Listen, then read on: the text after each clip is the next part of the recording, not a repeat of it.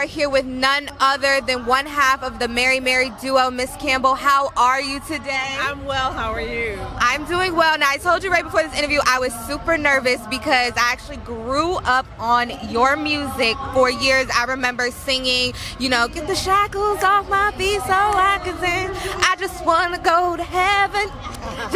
And so, because I feel like since the beginning of your career, you guys have done a lot of upbeat kind of, with the times gospel music. So I really want to ask you, what is your opinion with how gospel music is kind of blending in with secular music nowadays?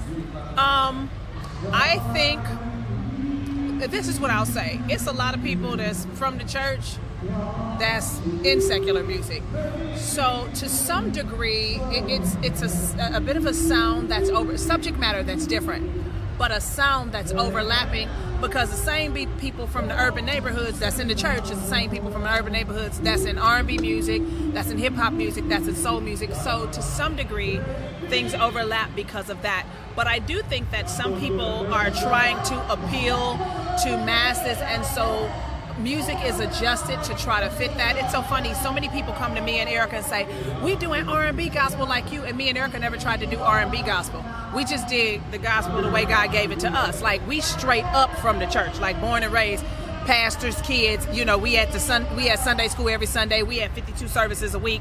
We're those kids. Like, that's where we grew up. So we didn't come out and try to be anything. I believe that God gave us the kind of music that he gave us and the platform that he wanted us on, because he wanted us to be lights that shine for him in a world that's singing other stuff. So I'm not a fan of people trying to sound R&B, because if you want to be R&B, be R&B. You want to be hip-hop, be hip-hop. If you want to do secular music, do secular music. But if you're going to do God's music, you should have a heart to please God and to express God to people in music. I think that's authentic. So if you ain't authentically nothing, might be why your career ain't really going nowhere. Like, you should be 100 wherever you're gonna be.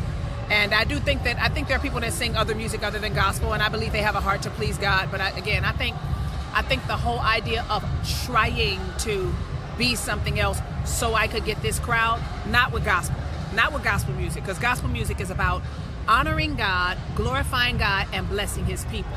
So you don't have to try to be nothing. You just have to yield your gifts to him. And if your music has an appeal, to God be the glory. If you're trying to force your music to have an appeal, might be why it's not appealing. I'm gonna be so honest, I did not expect you to clear them that way. Like, you cleared the girls. Now, you talk about being a light, that your music is so you can be a light for God. Now, some conversations I've been having with other artists that we've been talking to, as a gospel singer, do you ever have those moments where you have writer's block, and then does it make you feel like it's conflicting with your faith? Because I believe that if you're in the type of music that you're in, the Bible has a plethora of inspirational, psalms and quotes that you can kind of lean on in your time. So are there ever times you get writer's block and you kind of feel guilty, like, well, why am I not able to press it out the way I feel like I should?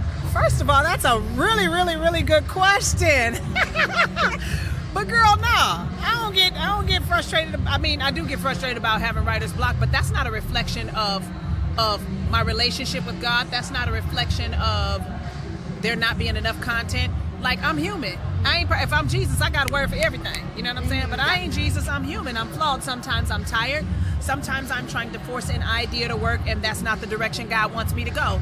Sometimes I'm just creatively trying to express something a different way, and I have the right words, but I don't have the right presentation, the right flow, the right syncopation on those words. And so writer's block is just a normal part of the process. But if you just cannot, creativity is not coming, then I think that there is something wrong with your relationship with God. Because I'm gonna tell you right now, if I want to write some songs, go hang out in the presence of God. Whenever I go on a fast, or whenever I start praying and spending a lot of time with God, usually for something that's going on with my life, I am flooded with creativity. It will not stop. I ain't looking for it. I ain't trying to help it. It's just there.